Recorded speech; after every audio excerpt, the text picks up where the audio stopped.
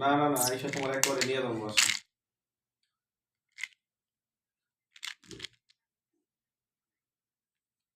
যে অবস্থা ওই অবস্থায় নিয়ে যাবে।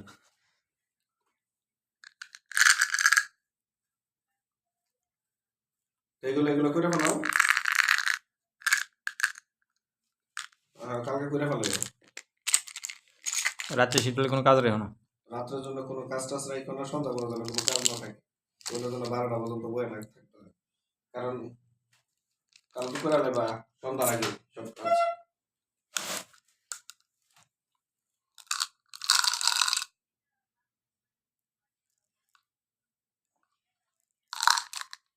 তুমি জানাও,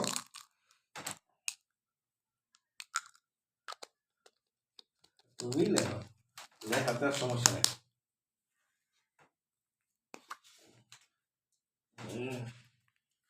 আমি তো মনে করো যে